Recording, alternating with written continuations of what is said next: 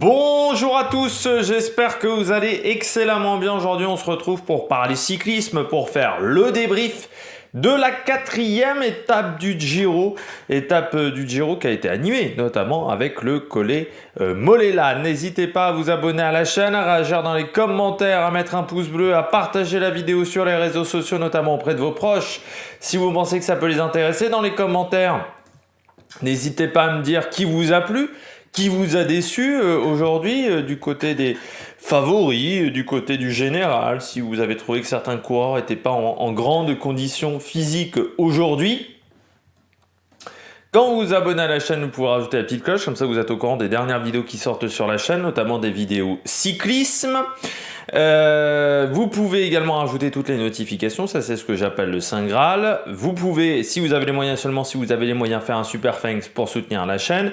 EPS 2.0, c'est sur les plateformes de podcast, notamment Deezer, Spotify, Google et Amazon. Et puis TikTok, le débrief juste après l'arrivée de l'étape, voilà, dans la demi-heure qui suit l'arrivée de l'étape. Inch'Allah la connexion comme on dit par chez moi parce que toujours assez aléatoire hein, l'internet dans le centre de la France. Étape numéro 4, étape animée. Animée parce que ça roulait fort, quasiment 41 de moyenne sur toute cette étape. Et avec un rythme assez important pendant toute la journée. La bonne échappée a mis beaucoup de temps avant de se former. C'est vrai que pendant très longtemps, nous avons eu des attaques, différentes attaques, notamment avec McNulty, qui est sorti assez régulièrement. Mais il n'y avait pas d'échappée, c'était très compliqué pour une échappée de sortir. Et pendant très longtemps, la moyenne de la course était à quasiment 43 km/h. Il a fallu attendre 97 km de l'arrivée. Je crois que c'était même un peu après que l'échappée soit sortie. Pendant très longtemps, l'échappée n'avait pas tant d'avance que ça. Il a fallu attendre un petit temps. Et puis l'échappée jusqu'à 50 bornes de l'arrivée, il y avait 3 minutes 30, mais c'était pas un écart énorme, surtout qu'il y avait le collet Mollella, et puis il a fallu attendre le moment striptease de Remco Evenepoel pour que le rythme diminue dans le peloton, et pendant très longtemps, on ne laissait pas partir cet homme de tête, pourtant, il n'y avait pas forcément de coureur très dangereux, hein. Alors, les Knessoun étaient peut-être le plus dangereux, parce que c'est vrai que il peut peut-être garder le maillot quelques temps, mais Paris Peintre, c'est un peu en dessous, je dirais, de les Knessoun. Conchi, Albanese, Barguil et Skunch, fallait même pas y penser. Avec Gebrselassie, fallait même pas y penser qu'ils allaient garder longtemps le maillot, donc c'était pas des coureurs très dangereux. Et pendant très longtemps, en fait, le rythme a été important dans cette étape. Et ensuite, sur la deuxième partie de journée, le rythme s'est calmé. Et vraiment, sur la fin, on a roulé beaucoup plus lentement. Et ça nous a laissé une belle animation sur la fin d'étape, vraiment, où ça a été très intéressant. Voilà, au niveau de la journée, sur cette étape numéro 4. Mais c'est vrai que pendant très longtemps, on a eu cette particularité quand même d'avoir une vitesse très importante sur une étape où on s'attendait plutôt à ce que ça aille piano. Le sondage, c'était le sondage hier. J'avais fait 2 sondages hier. Tiens, je vais les récupérer comme ça. Il y avait 2 posts. Le premier sondage, c'était hier soir 21h avec Thibaut Pinot. C'était... Hop, voilà, il va s'afficher. Thibaut Pinot va-t-il remporter le classement de la montagne? Oui à 32%, non à 47%. J'attends le 28 mai au soir pour me prononcer. 21%. 183 votes, donc ce qui est vraiment pas mal. Je remercie encore une fois à tous les gens qui votent. Certains me disaient dans les commentaires, c'est encore un peu tôt pour se prononcer, on verra sur la suite de la course. Même lui, pour le moment, dit je joue encore le général, je joue pas trop le classement de la montagne. Et puis pour vous, qui va gagner l'étape numéro 4? Alors 116 votes, il y avait 5 propositions même.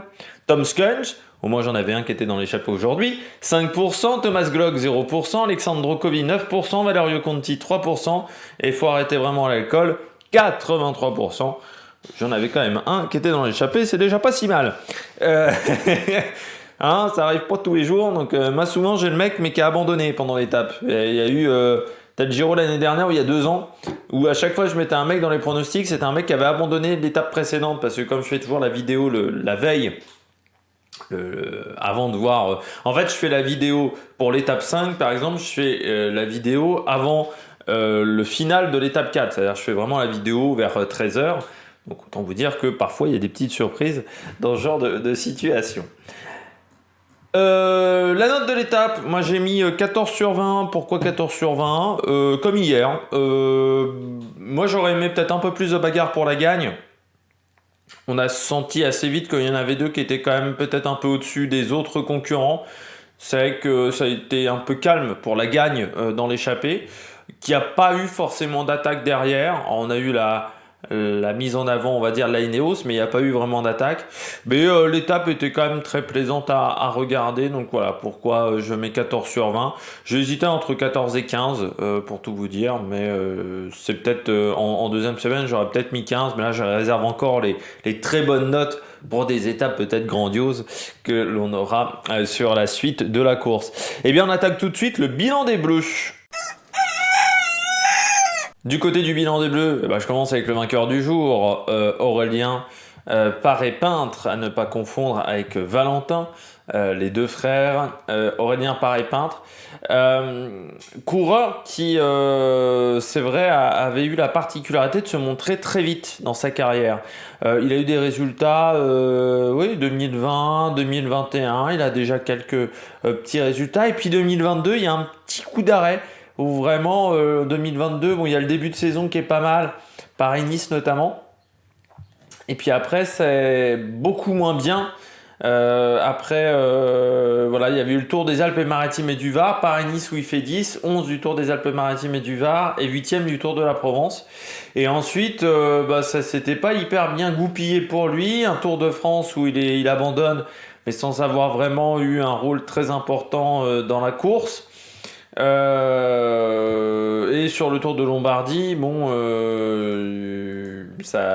voilà, il n'avait pas pu jouer grand chose, alors que l'année d'avant, il avait quand même eu un résultat sur les 3 vallées varésines. C'est un type de profil de course qui peut lui convenir. Et puis qu'il avait fait 10e du Tour du Poitou-Charentes. Sur le Tour de France, il avait fini dans le top 15, ce qui était vraiment bien, notamment avec une 7e place du côté du Grand Bornand et 10e du côté d'Andorre-la-Vieille. 13e du Dauphiné, il avait fini également 9e de Paris-Nice, donc c'était vraiment un bon résultat. Et puis pareil en 2020, il y avait eu des choses également très intéressantes sur sa saison, voilà, sur ces saisons-là. Sur le Tour d'Italie, il avait fini 16e, voilà, vraiment à la porte du top 15, 10e du Tour du Luxembourg.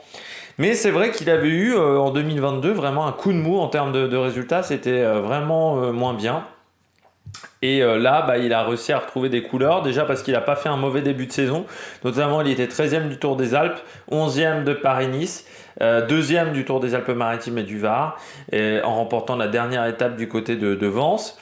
Et puis, il a eu vraiment des très bons résultats là, sur 18e de Liège, Bastogne-Liège, c'était pas mal, 13e de la Faune-Ardèche Classique, pardon. 4e du côté de la Loge des Gardes, on s'en souvient, lors de Paris-Nice. Et là, encore un très bon résultat. Ça montre qu'il progresse dans la hiérarchie, ça montre qu'il a bien bossé cet hiver, qu'il a peut-être changé certaines choses aussi dans sa préparation qui lui convenaient pas, peut-être l'année précédente où il avait eu du mal. Et là, il a réussi à remettre de l'activité. Toujours l'objectif pour Paré-Peintre, ça sera d'être dans le top 15 au niveau du général. Et puis une victoire d'étape, ça va lui faire beaucoup de bien, je pense, mentalement. Et puis une première victoire dans un grand tour, c'est toujours bien pour un grimpeur. En plus, à 27 ans, tu vois, c'est un âge où c'est vrai quand on n'a pas eu forcément de super grands résultats, au bout d'un moment, ça peut faire douter, ça peut faire changer un petit peu la carrière, où on va se transformer peut-être plus en équipier. Et là, il a eu vraiment un très bon résultat. Puis ça va faire du bien pour AG2R, qui a eu une première partie de saison qui n'était pas optimale, une traversée des classiques flandrienne qui a été compliquée du côté d'AG2R alors que c'était un objectif majeur, des doutes quant au fait que Citroën va rester, des doutes également au niveau des vélos BMC. Donc là, ça va leur faire beaucoup de bien, je pense, à G2R. Et c'est vraiment un résultat qui va leur donner du baume au cœur. Et puis, bon, je vais pas dire que le Giro est réussi, mais le Giro est déjà plutôt bon pour AG2R avec ce résultat. Et puis, je ne sais pas si vous saviez, mais il a une sœur également dans la fratrie Paré-Pinte. Il y a une sœur qui a 23 ans, alors qui n'a pas de résultat depuis 2020.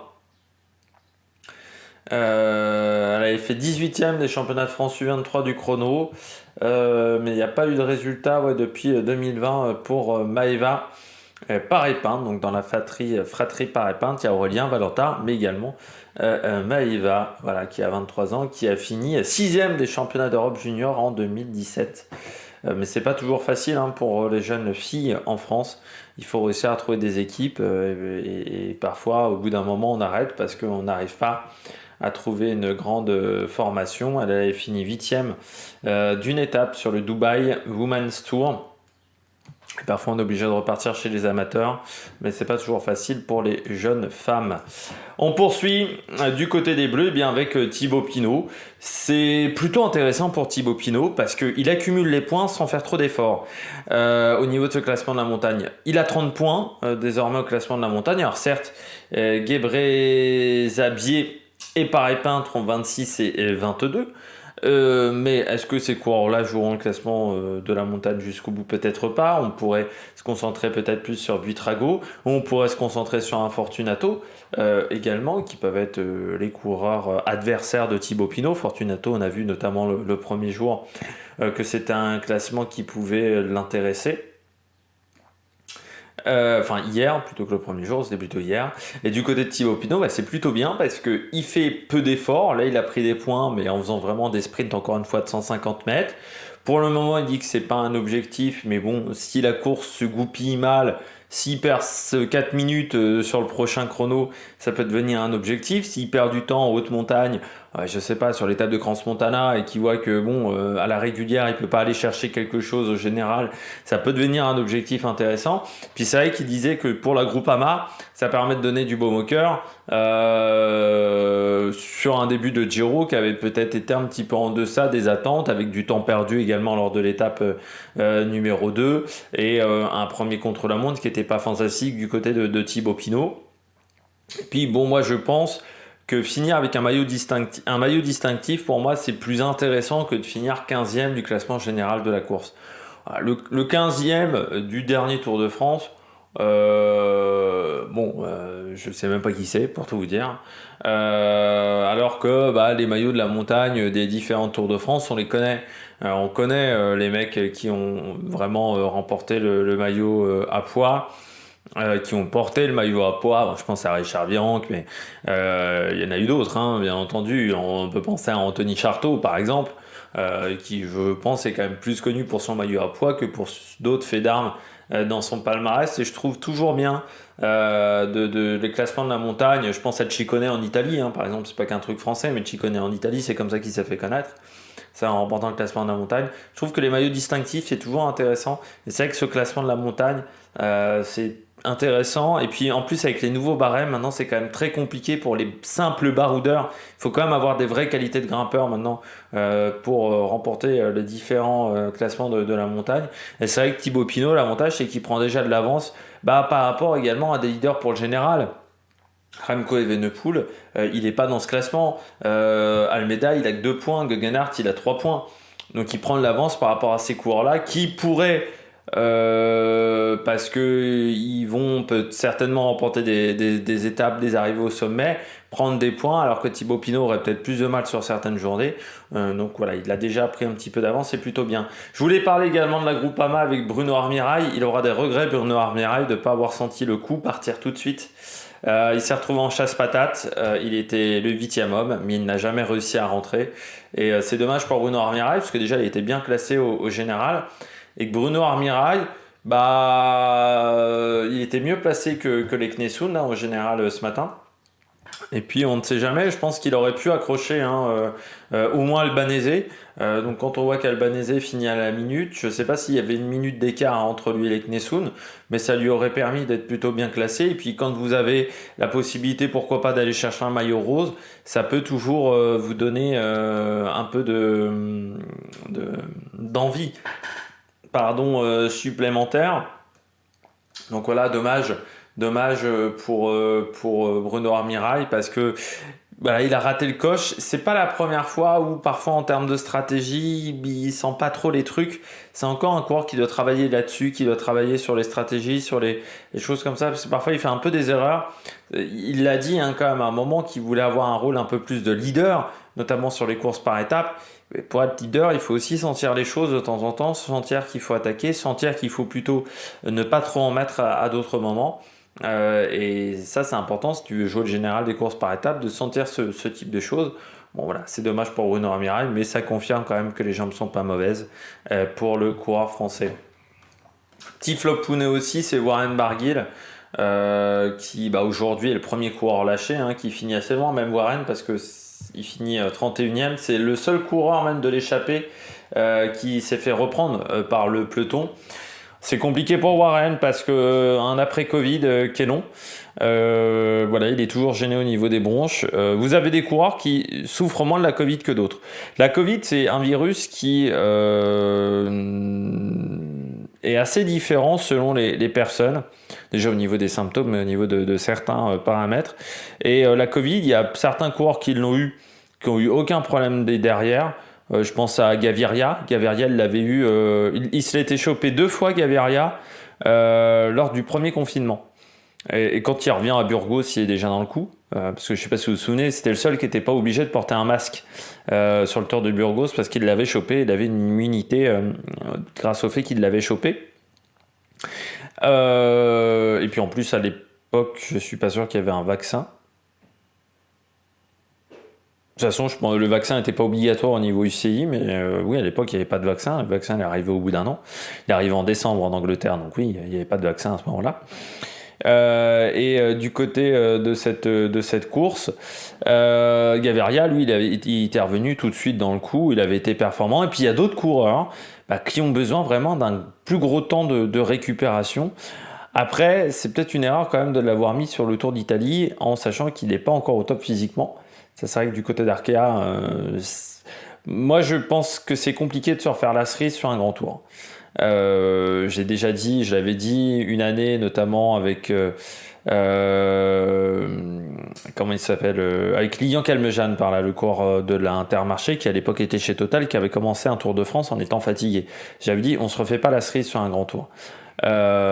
Tu peux prendre de la forme, mais pour prendre de la forme, il faut avoir eu peu de jours de course et être très frais. Là, oui, il y a des coureurs, par exemple, je pense à Vauclair, qui avait commencé une année un Tour de France en ayant très peu couru parce qu'il s'était fait une fracture de la clavicule et il était monté en puissance au fur et à mesure de la course. Mais à part dans ce cas-là, si vous commencez et que vous êtes déjà fatigué, c'est quasiment impossible de finir et d'aller au bout correctement d'un grand tour. Et je pense que Warren Barguil, ça va être compliqué.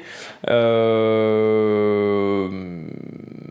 dans ce cas-là, pourquoi être parti dans l'échappée aussi ? Je pense qu'il aurait fallu plutôt rester à l'arrière de la course. Voilà, attendre que ça se passe, attendre que la situation s'améliore. Parce que là, il a consommé de l'énergie, alors qu'il savait qu'il avait peu de chance d'aller au bout. Là, il est vraiment lâché assez loin par rapport aux autres concurrents. Il est lâché vraiment dans les premières difficultés, alors qu'il n'y avait pas vraiment eu de grosses accélérations. Il y avait Conchi qui avait mis une petite attaque, mais c'était pas énorme. Et il n'a pas réussi à suivre le rythme. Donc voilà, du côté de Warren, on espère qu'il va se remettre, mais j'ai peur que ça soit un petit peu compliqué sur ce Tour d'Italie. On passe tout de suite aux coureurs au top. Attaque de Marlou! Du côté des coureurs au top, eh bien, je commence avec le nouveau maillot rose, Andreas Leknesund. J'étais assez surpris des commentaires sur Eurosport qui disaient presque que Leknesund il va lâcher très vite. Leknesund, il a toujours cette manière-là de courir, c'est-à-dire qu'on a toujours l'impression qu'il est à fond, Leknesund. Ça secoue pas mal les épaules, un peu la tête dans tous les sens, mais c'est un coureur qui s'accroche énormément. Je rappelle quand même que l'année dernière, quand il retourne la situation sur l'Arctic Race of Norway, il fait une dernière étape vraiment de grand malade. Et sur des montées comme ça, où c'est 4-5 km, ça lui convient très bien. Sur les montées un peu plus longues, pour le moment, moi, j'ai pas souvenir de l'avoir vu sur des montées de 15-20 km. Donc là, je ne sais pas ce que ça donne, mais sur une montée de 4-5 km, il a vraiment des très très bonnes qualités, Andreas Leknesund. Je pense que c'est un coureur, là, les mecs d'Eurosport, je pense notamment à Philippe Gilbert aussi, mais l'ont un peu sous-estimé parce que très clairement, c'est un coureur qui a des grandes qualités. Après, il a tenté de sortir. Le problème, c'est qu'il est tombé ensuite sur Paris-Peintre et que Paris-Peintre, c'est un coureur qui a une très très bonne pointe de vitesse et que derrière, Leknesund, lui, il en a pas. Et puis Leknesund, il a tenté quand même à un moment de se dire bon, je vais tenter de jouer le coup de je veux le beurre, l'argent du beurre, le cul de la crémière. En se disant je vais vouloir à la fois l'étape, à la fois le général, en obligeant Paris-Peintre à rouler.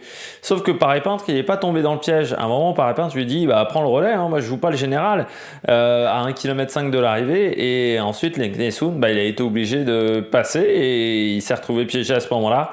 Et c'était fini pour la victoire d'étape, mais il remporte le maillot rose. Après, est-ce qu'il va le garder longtemps? Je suis pas sûr parce qu'il n'a pas tant d'avance que ça. 28 secondes, je crois, sur Evenepoel, 30 sur Paris-Peintre. C'est pas énorme.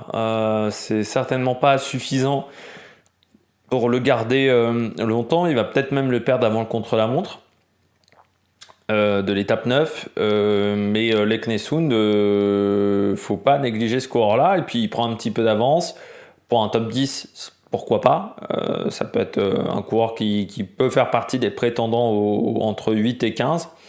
Leknesund. S'il s'en sort bien sur les étapes de montagne, sur les longues montées, il peut être costaud. Leknesund, encore une fois, c'est quand même un coureur qui l'année dernière a fait une très très bonne saison. Remporté une étape, c'était le Tour de Suisse, le Tour de Romandie. C'était le Tour de Suisse, du souvenir que j'ai. L'année dernière, l'étape qui remporte. Oui, c'était une étape du Tour de Suisse, donc l'Arctic Race of Norway. Et puis, même dans ses jeunes années, il a été champion d'Europe U23 du contre-la-montre. Alors, c'est vrai que maintenant, il est plus très bon sur le contre-la-montre. C'est plus sa spécialité, pour le dire très clairement. Mais c'est un coureur qui avait eu des résultats l'année dernière, qui avait pris des bonnes petites échappées et qui s'est vraiment révélé. Ça reste un coureur qui a un petit désavantage, c'est que c'est quand même un grand gabarit, 1,85 pour 72 kg.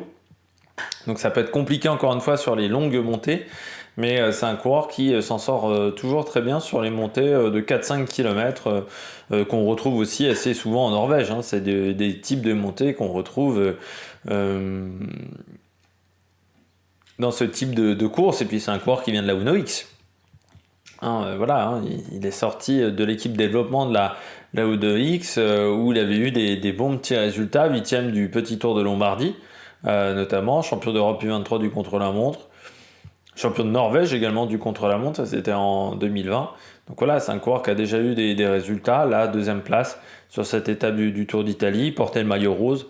Ça peut débloquer un coureur en plus, ça peut vraiment lui donner beaucoup de confiance. On a vu notamment avec un certain Attila Walter que le fait d'avoir porté le maillot rose lui avait donné beaucoup de confiance du côté de la Groupama et maintenant du côté de la Jumbo. Je ne suis pas sûr qu'il courrait de cette manière-là s'il n'avait pas eu son maillot rose sur le Giro. Donc voilà, j'espère qu'il vient bien en profiter, j'espère qu'il va en profiter quand même quelques jours. Si on regarde un petit peu les différentes étapes de ce Tour d'Italie, il y a l'étape le Campo Imperatore va être compliqué à gérer, l'étape 7, donc le lendemain de l'étape de Napoli. Mais demain, il peut garder le maillot, ça c'est clair et net du côté de Salerno, s'il n'y a pas trop de vent. Et puis à Napoli, il peut peut-être le garder aussi. Donc ça se jouerait plus du côté du Campo Imperatore, où là on est sur une longue montée avec de l'altitude, où là ça va être plus compliqué pour le coureur norvégien pour aller chercher le maillot. Et puis de toute manière, après vous avez l'étape des Fonds-Sombronnais où vous avez le Cappuccini qui va faire très mal. et où le double passage de Cappuccini, où là de toute manière avec 30 secondes d'avance c'est pas suffisant pour lui, mais j'espère que voilà, il va profiter des 2-3 jours qu'il aura de maillot rose, et puis ensuite il faudra conserver son objectif qui est de faire un bon classement général. Je continue avec Albanese. Pas grand chose à se reprocher aujourd'hui à Albanese. Il est tombé sur plus fort que lui. C'est terrible parce que Albanese, quand vous regardez son palmarès, le nombre de top 5 qu'il a, il a seulement 2 victoires dans sa carrière alors qu'il doit avoir, je sais pas, 40-50 top 5. C'est un coureur qui a vraiment ce souci-là de ne pas réussir à gagner. Alors des fois c'est par des erreurs stratégiques, mais là aujourd'hui c'est pas une erreur stratégique, il est juste tombé sur plus fort que lui. Voilà, il n'y avait pas grand chose d'autre à faire. Pourtant il fait tout correctement parce que comme il savait qu'il allait être un peu regardé du fait que c'était le coureur qui avait la meilleure pointe de vitesse, aujourd'hui eh bien il a décidé de prendre en main dans la dernière difficulté, de dire je me mets en tête. Comme ça, je vais éviter en plus les à-coups. Et puis, j'ai toujours un petit temps d'avance sur mes adversaires. Oui, mais sauf que Conchi a accéléré, ensuite Tom Skunt, qui avait les deux treks qui étaient dans le même groupe. Et que derrière, bah, ensuite, quand Leknesund a accéléré, lui, il n'était pas en capacité de tenir. Ensuite, il a été fort quand même Albanese parce qu'il n'explose pas. Dans cette montée, il aurait pu complètement exploser et être en difficulté. Il n'explose pas, mais bon, il est tombé tout simplement sur plus fort que lui. C'est dommage parce que ça aurait fait un bon résultat pour Eolo Kometa. Enfin, ça fait déjà un bon résultat pour Eolo Kometa, hein. Ils prennent 80 points UCI. Ça va les faire remonter un petit peu au classement, du classement UCI sur les 3 prochaines années. Mais c'est vrai qu'Albanese aurait pu... avec une victoire ou une deuxième place, ça a vraiment été important. Je pense que c'est un coureur à qui il manque un très grand résultat pour qu'il prenne vraiment de la confiance, pour que ça déclenche quelque chose. Albanese, il me fait un peu penser à José Joaquim Rojas. C'est un peu des profils, je dirais, similaires vite fait quand même, parce qu'Albanese passe mieux les bosses que Rojas. Mais c'est deux coureurs qui passent très bien les bosses avec des pointes de vitesse, mais qui avaient très peu de victoires. Rojas, il doit avoir 2 victoires dans sa carrière. Et surtout, il n'a pas de grande course dans son palmarès, Roras. Et parce qu'à chaque fois, il est passé souvent à côté, il est passé notamment à côté d'un maillot rose, il est passé à côté de plein de petites choses. Voilà, dans sa carrière, José Joaquim Rojas, c'est dommage parce que c'est un coureur qui était très intéressant. En plus, c'est un coureur où ce profil-là de sprinter puncher n'existait pas énormément. Mais quand tu regardes, il a 10 victoires dans sa carrière. Dans les 10 victoires, c'est pas des très grandes courses. Il y a une étape du Tour de Qatar, un championnat d'Espagne sur route, dernière victoire en 2016, un Trofeo Pollença, une étape du Tour de l'Ain, une étape du Tour de Catalogne, donc 2 fois le championnat d'Espagne sur route. Voilà, il n'y a pas de grande victoire face à des grandes oppositions de sprinters, à part le Tour du Qatar 2016, mais c'est face à Boonen qui était quand même en fin de carrière. Bon, il y avait quand même Demar, Sagan, Bennett, Stuyven, Osler, Guardini, Christophe Boigny dans le top 10.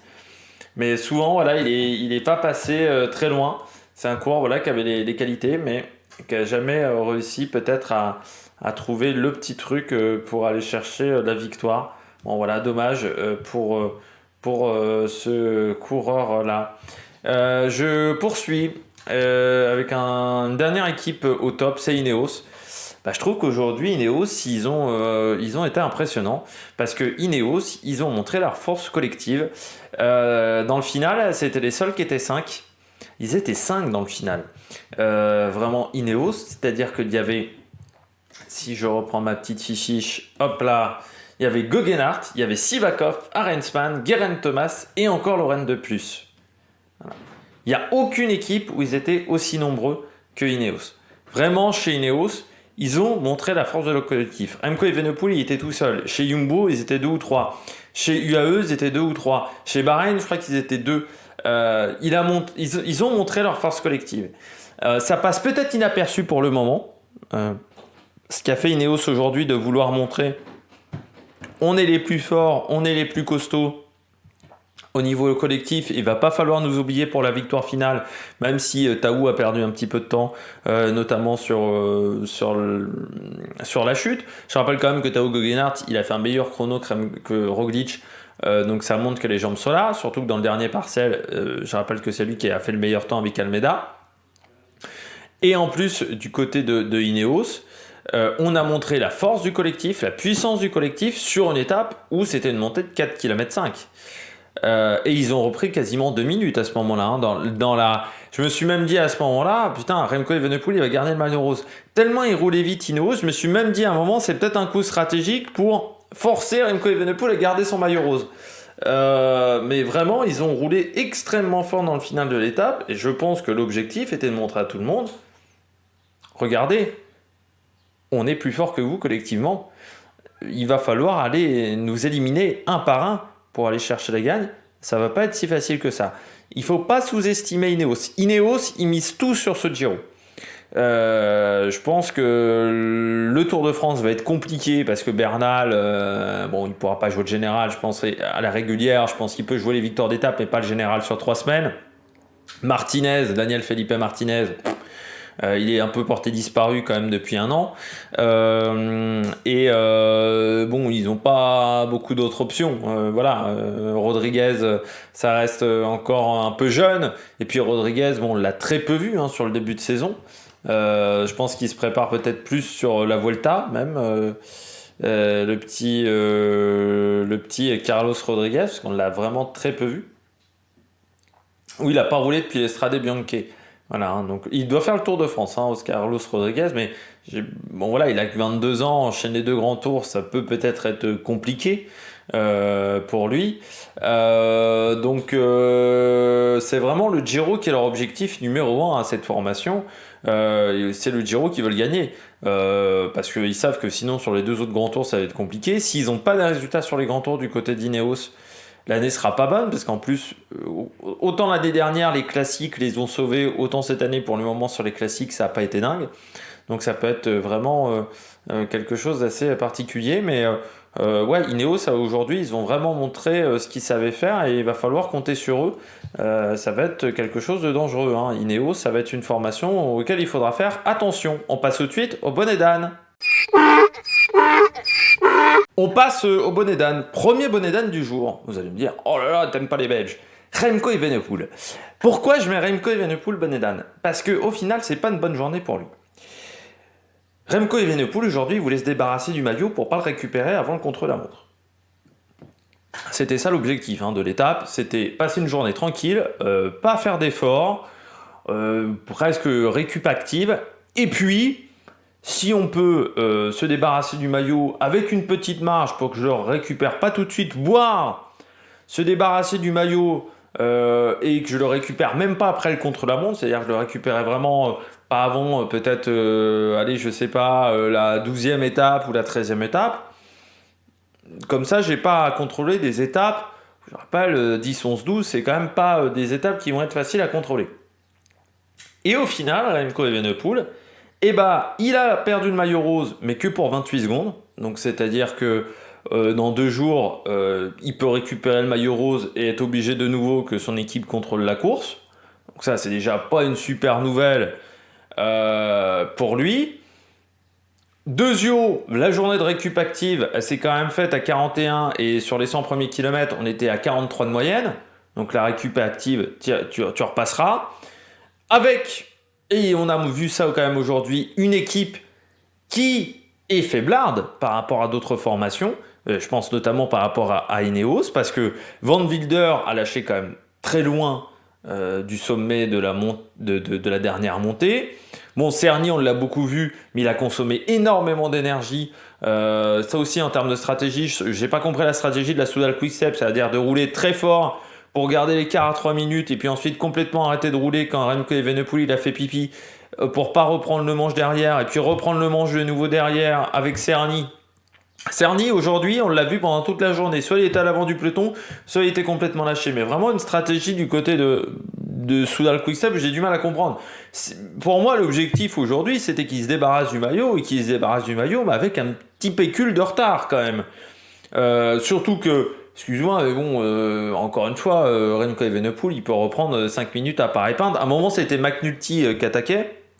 McNulty, vu ce qu'il a fait sur les 3 premiers jours, plutôt, savez très bien que McNulty ne va pas garder le maillot rose. Donc je ne comprends pas vraiment la stratégie de la Soudal Quick-Step. Et puis du côté de Remco Evenepoel, donc équipe très faible. Et puis ça, c'est un peu le syndrome de certains coureurs cyclistes modernes. C'est de tout annoncer à l'avance en interview, de ne pas pratiquer vraiment la langue de bois. Et je trouve que c'est une erreur, notamment les coureurs qui mettent toutes leurs données sur Strava. Encore une fois, je trouve ça mais complètement stupide parce que tu donnes des informations à tes adversaires, tu donnes des informations aux équipes adverses aussi sur ta condition physique et ton état de forme. Ce qu'on peut savoir, voilà, encore une fois, je vous dis, avec des courbes entre le rythme cardiaque, les watts développés pendant tant de minutes par rapport à ce qu'on connaît du coureur, ça peut donner des informations sur son état de forme assez facilement. Enfin, quand on a les données et quand on a une base de données assez importante. Je trouve ça déjà c'est une erreur, mais Remco Evenepoel, je trouve qu'il a fait une erreur, c'est que depuis samedi, il annonce l'étape 4, on se débarrasse du maillot. Depuis samedi, c'est-à-dire depuis samedi, toutes les équipes, elles peuvent étudier des stratégies pour emmerder Remco Evenepoel. Voilà. Alors qu'il n'était pas obligé de l'annoncer. Voilà. Ça fait depuis 4 jours donc que Ineos, que Jumbo ont réfléchi à des stratégies, que UAE, mettre McNulty, vouloir mettre à tout prix McNulty dans l'échappée, c'était une stratégie du UAE pour emmerder Remco Evenepoel. Et même d'autres coureurs, ça a donné l'envie à plein de baroudeurs de partir devant. C'est pour ça qu'on a eu autant d'attaques en début de journée, alors que s'il ne l'avait pas annoncé, il aurait eu, je pense, une étape beaucoup plus tranquille. Parce que là, on a eu un scénario où, je pense que personne ne s'attendait aujourd'hui à ce qu'on arrive à l'horaire le plus rapide. On est arrivé, je crois, à 16h55, encore une fois, même peut-être un petit peu avant même l'horaire le plus rapide. Normalement, aujourd'hui, on aurait dû arriver à 17h30, quasiment sur l'horaire le plus lent. Ça aurait dû être une étape tranquille, avec un maillot qu'on se débarrasse facilement. Soudal Quick-Step qui roule, mais pour finir à 7-8 minutes de l'échappée. La Soudal Quick-Step, pendant toute la journée, ils ont roulé à 3 minutes de l'échappée, donc assez incompréhensible. Et en plus, tu te retrouves donc à perdre le maillot, mais pour 28 secondes. Alors certes, c'est les Knessoun, mais les Knessoun, 28 secondes, ça va pas lui suffire. Donc, très clairement, Remco Evenepoel, dans 2 ou 3 jours, il récupère le maillot. Et donc, on se retrouve de nouveau dans cette même situation. Et quand on voit l'état de son équipe aujourd'hui, où tout le monde est lâché très vite, alors est-ce qu'on a fait de la gestion d'équipe en se disant Van Wilder il lâche aujourd'hui, mais parce qu'on aura surtout besoin de lui en 3e semaine, donc on décide de le faire lâcher, mais c'était alors une prise de risque parce que pour moi il était seul. Alors j'ai peut-être pas vu qu'il y avait Vaqueux, je vais vérifier quand même, mais pour moi il n'y avait pas Soudal Quick-Step. Oui, Vaqueux était bien tout seul dans le groupe, Vaqueux n'était pas non plus là. Donc je trouve que c'était quand même une grosse prise de risque. On a quand même énormément fait rouler Joseph Cerny. C'est taper un petit peu dans les réserves de ce coureur ou Peter Series, ça peut avoir des conséquences quand même sur la suite de la course. Faudra pas se plaindre si à un moment Cerny se retrouve hors délai sur une étape en milieu de 2e semaine. Faudra pas regretter cette étape-là. Et puis, on a eu une étape qui était beaucoup plus rapide que prévu, qui n'a pas été très reposante. Donc, je pense qu'on a fait des erreurs du côté de la Soudal Quick-Step aujourd'hui. Je poursuis avec une autre équipe, une 2e équipe, et c'est la dernière équipe du jour, c'est UAE. Ça n'a pas été leur journée chez UAE. Alors, déjà, ils prennent pas l'échappée avec McNulty. Quand l'échappée perd, ils n'ont personne dans l'échappée. Alors je pense que c'était l'objectif du UAE, c'était de mettre quelqu'un dans l'échappée aujourd'hui, que ça soit McNulty ou Covey, aucun des deux n'est dans l'échappée. McNulty pourtant il a voulu, il a attaqué toute la journée mais il n'est pas dans l'échappée. Vous avez Almeida ou Ulissi qui sont tombés. Ulissi je pense c'est même bien tombé et il va falloir voir les conséquences de sa chute. Et ça serait une mauvaise nouvelle de perdre Ulissi parce que c'est un coéquipier important pour Joao Almeida et pour Jevine. De toute manière, la journée avait commencé extrêmement mal avec cette cascade de Jevine. Lui, c'est incroyable. C'est là où tu vois Jevine. Bon, ça fait partie. C'est un peu comme, je pense, Mavi Garcia chez les filles. Mavi Garcia chez les filles, elle vient du triathlon et du duathlon. Elle était championne du monde de duathlon et elle maîtrise pas toujours son vélo. Jevine, il vient de Swift. Et des fois, il fait des choses sur son vélo où tu sens bien qu'il n'a pas fait d'école de cyclisme en tout début de carrière. Et là, putain, l'action, je me dis, waouh, on est quand même passé à ça de la chute gag et de la chute gag où tu te fais une clavicule. Donc chute gag, mais chute où tu passes pour un con et en plus tu abandonnes la course. Ce qui aurait été terrible pour Jevine. Et puis Almeida, bah, une petite chute. Bon, c'est pas une grosse chute encore une fois, hein, mais c'est jamais vraiment anodin une chute. Ça peut gêner la récupération. Et en première semaine, c'est dommage de tomber. Et puis Ulissi, voilà, pareil, le fait de rater l'échappée. Je trouve que voilà, du côté du AE, ça n'a pas été une bonne journée aujourd'hui. J'espère que vous avez aimé cette vidéo. Demain, 7h, présentation de l'étape numéro 5. Une présentation assez rapide parce que notamment dans la rubrique Histoire, j'avais pas grand chose à dire. N'hésitez pas à vous abonner à la chaîne, à réagir dans les commentaires, à mettre un pouce bleu. Demain soir, 21h, le débrief de l'étape numéro 5. Sur TikTok, vers 17h40, entre 17h40 et 18h, Inch'Allah, la connexion Internet encore une fois. Et puis d'ici là, n'hésitez pas à vous abonner à la chaîne, à réagir dans les commentaires, à mettre un pouce bleu. La Vuelta féminine, la vidéo est en ligne également. Miami, ça sera demain du côté de la Formule 1. Donc d'ici là, n'hésitez pas à vous abonner à la chaîne. Et puis nous, on se retrouve pour de nouvelles aventures sur Amérique Production. Ciao, ciao!